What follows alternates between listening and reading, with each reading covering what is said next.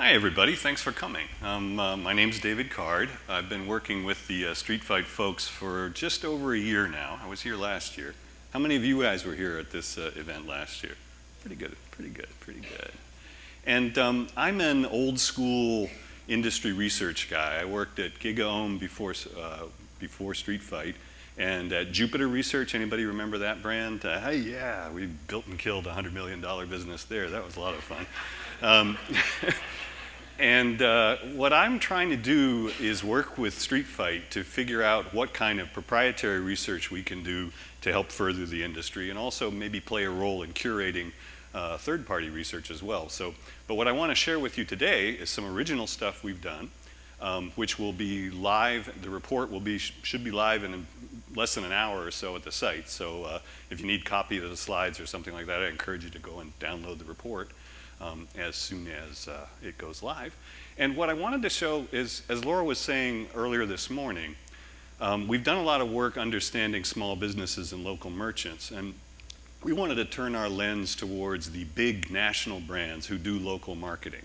And so that's what I'm going to talk about today. So first, a little bit of background about the survey. We surveyed about 200 decision makers and directors at big companies, medium-sized to big companies, who were spending, who had some knowledge about their digital spending in support of their franchisees or their local branch offices, or sometimes their retailers and distributors and things like that.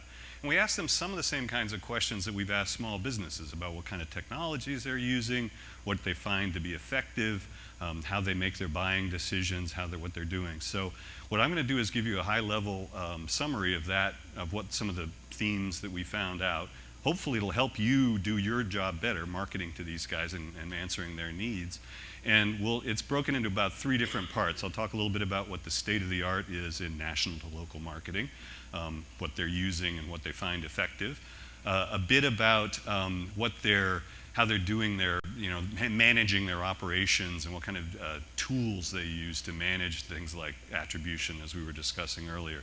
And then something about their attitudes towards buying marketing technologies and services. What kind of companies do they like to do business with? So that should give you a little bit of ammunition, your sales teams and your distribution partners, to go out and do good business with these guys. So let's start with the state of the art of national to local marketing. And the first thing I'd like to observe is what's going on with this slide is that what we asked is, how much of your digital budget do you spend annually in support of your local offices? And what you'll see is that nearly half of our respondents spent $1.03 of their digital budgets in support of local, and that a significant number, almost a quarter of them, spent over 50% of their budgets there. So there's good money to be found there. Analyst firms estimate that these national to local marketers spend about $60 billion in all forms of advertising. And that's just measured media, so that's not really tracking things like SEO or site development. And about a third of that $60 billion is usually attributed to digital. So big bucks are being spent in this space. Bulk of the money is still being spent with small businesses and local merchants, but there's a good target, good business here.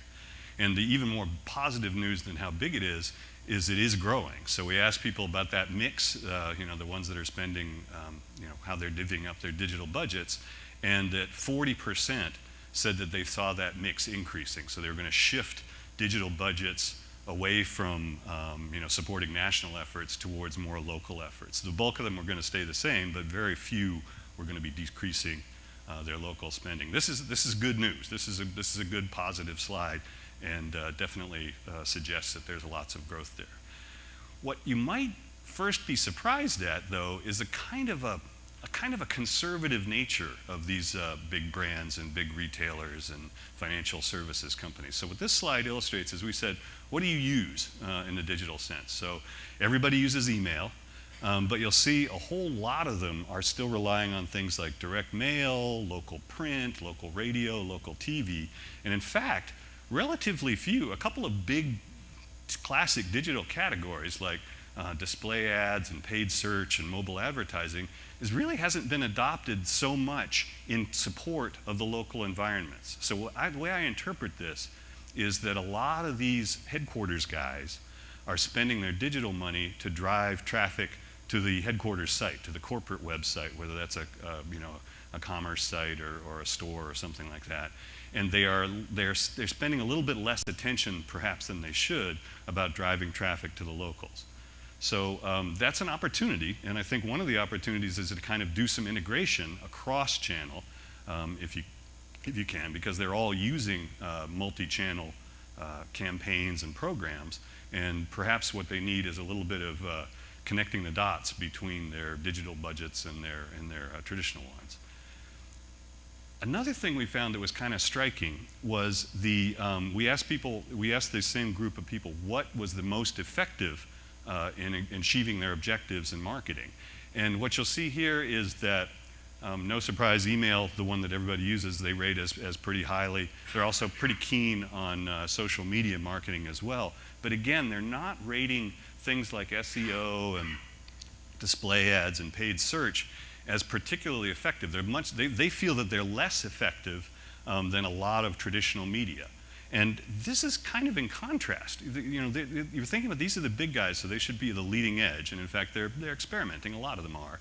But if you compare the results of the big guys with small businesses, and what I'm showing you on this slide here is a survey we did with Alignable. You're familiar with Alignable? It's a local small business community group. So it's kind of the leading edge of small local businesses who participate in this community and learn from each other all sorts of things about marketing and how to run their businesses. So we did a survey with Alignable last year where we asked the small business owners what they thought was most effective, and you'll see across the board they rate digital technologies as more effective than traditional media. So one thing to remember when you're going to call on corporate buyers at big brands and national retailers and things like that is that they actually have they may have their digital bias maybe towards the site rather than the store and the local store. So they might need you need to make your case that you can help them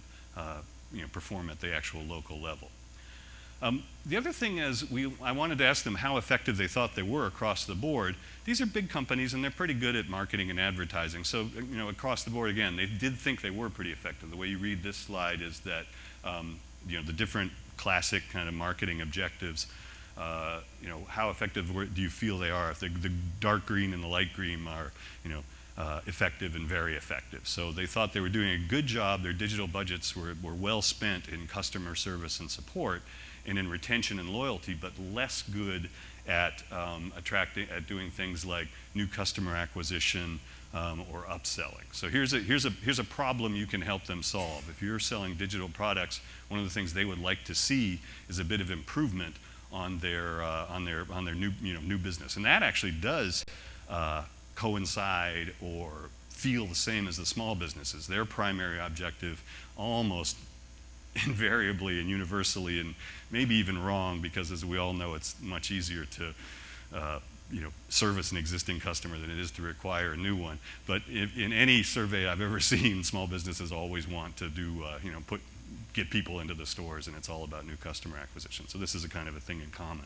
There was also a spot of kind of ineffectiveness on brand awareness. So again, a lot of their advertising mentality probably in these big brands is going to be about building brand awareness. So there could be some opportunities to maybe solve some of the problems we heard at the previous panel about online to offline attribution and understanding what kind of thing led to the next step. What did they say that they were going to be spending more on? Remember, everybody, 40% of them were going to be increasing their mix towards digital.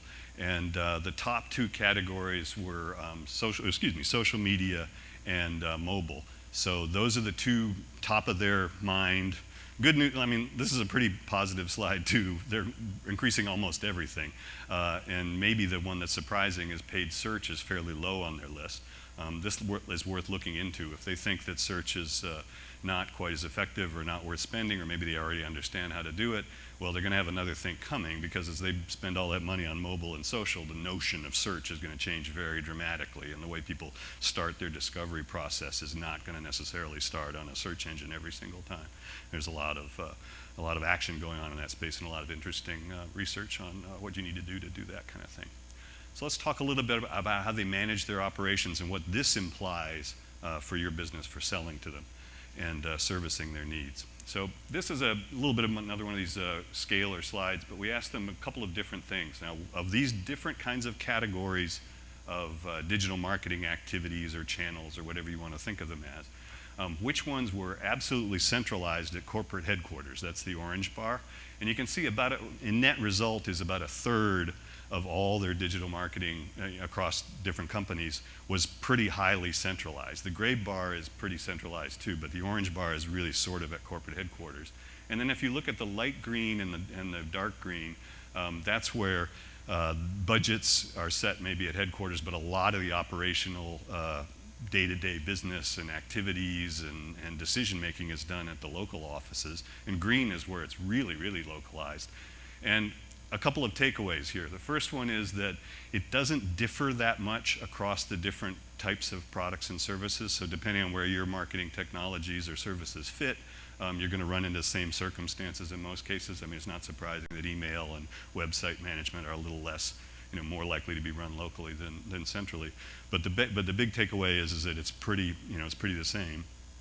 And the other big takeaway is you're going to have to sell at two places, or you and your partners are, because in many cases these companies have decision makers both in the regional offices or at the local branches and at headquarters. So at the very least, if you're selling to car companies, you're going to have to get into their co-op, and that's going to have to get signed off in Detroit, and then the dealers that do all the spending of the money are going to be, they'll be doing it, but they have to be they have to buy off of approved purchase lists. So this is not good news. This is hard and complicated to sell two places. Makes your job twice as tough, right? And it implies that maybe there is quite a bit of a role for agencies or publishers as partners or other kinds of distribution channels where you can team up to reach both national and regional and local offices. We asked them what they used to manage and coordinate their campaigns, and here's the one that's a little bit surprising, is that only a little more than a third, but less than half of them used a common digital dashboard to manage local and national campaigns. Now, this surprised me a bit. There are a lot of them are using social management tools, and we've actually seen similar patterns with small businesses where the first thing they use is the go-to social media management stuff that comes from Facebook or whatever their platform they're using. And then a few of them are using dashboards. But I think the dashboards is a way to start unifying things, and I think it's an important, the ones that were using it already, those are actually pretty good customers potentially, because they were the ones that some of the usage of dashboards correlated highly, as they say, when you're doing your analysis, between increased spending and several other really positive categories, the ones that felt they were most effective. So dashboards are working, and they're proving to be, people are spending more money when they're using them. So that's a good thing, but there's plenty of opportunity, I guess, to feed into that business or support it. We asked them a question about do they use what kind of data that they were relying on, or did I skip one here? I didn't skip one.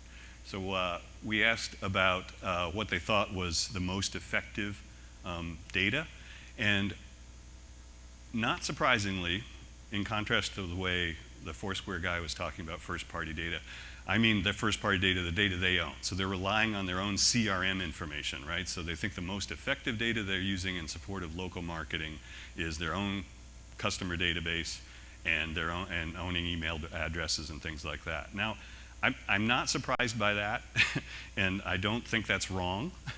They have control over it, and it's probably very accurate. And I've already alluded to the value of doing business with people you already know versus trying to find new people.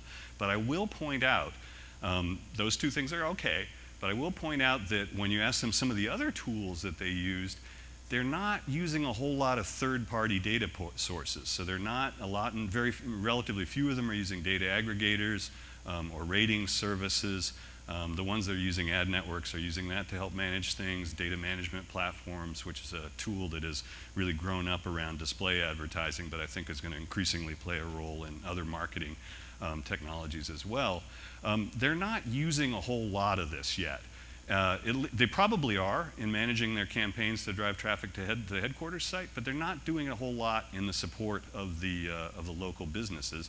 And this is an opportunity because, as I said, as search expands and as they get more mobile and get more social, we're going to see that there's a lot of walled garden data suppliers.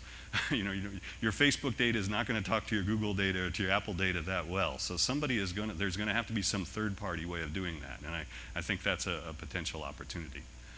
They also said that their biggest pain points, what did they have the most challenging with, were two things that were both related to integration, either making technologies work together or overlapping and contradictory data. So I just spent all this time saying they need to use more third-party data, and yet they're having a hard time with it. Well, that's the sales pitch, right? So you go after them and help them understand, compare metrics that they're using already with the objectives that they're trying, and then introduce them to new data sources, but make those metrics comparable so they can actually do effective and efficient ROI evaluations of their marketing.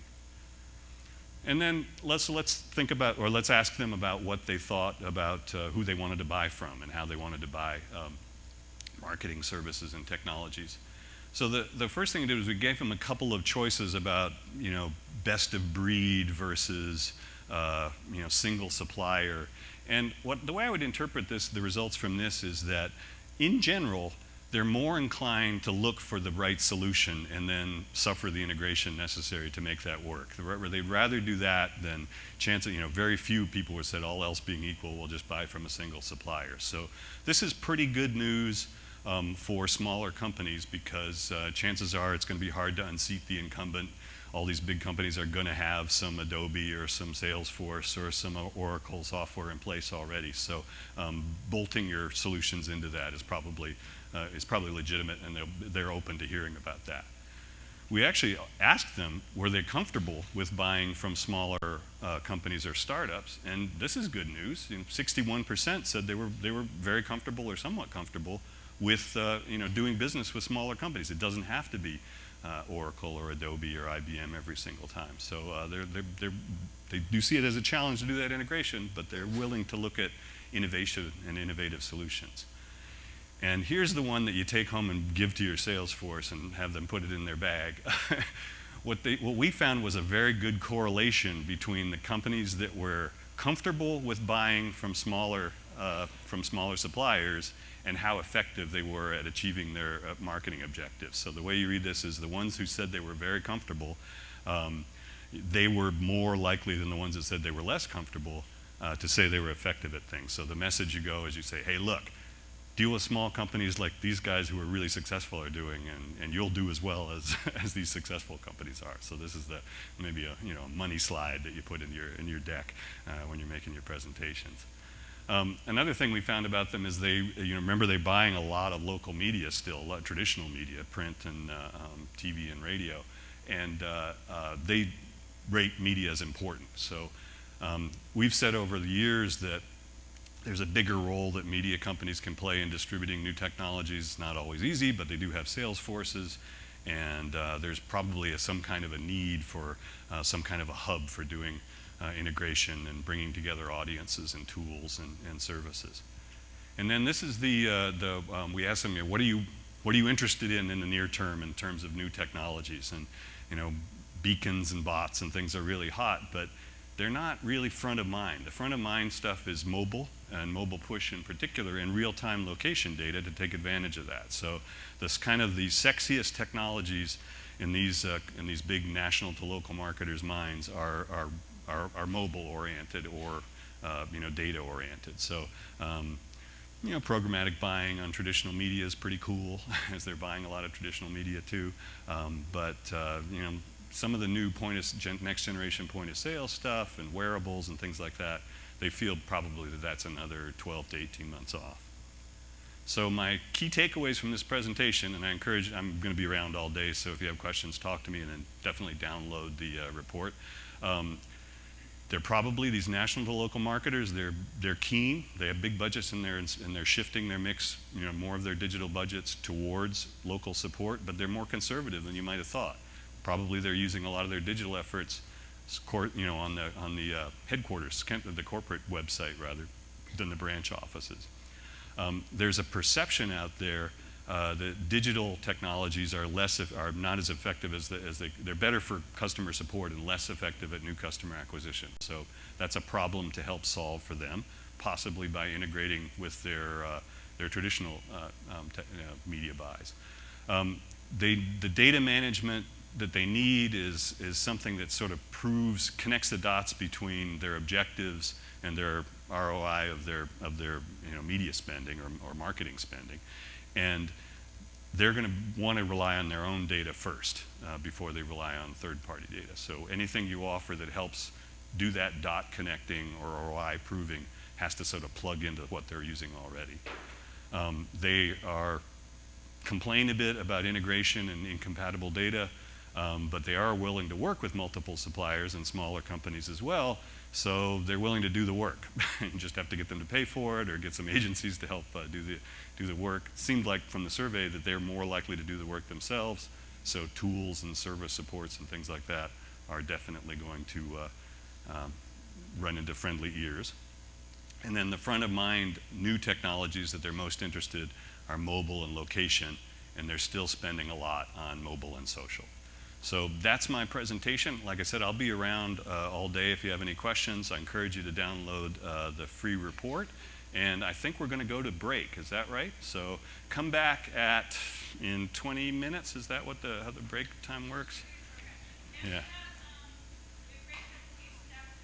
Yeah, do come back. All righty. Thanks very much. Look forward to talking to you.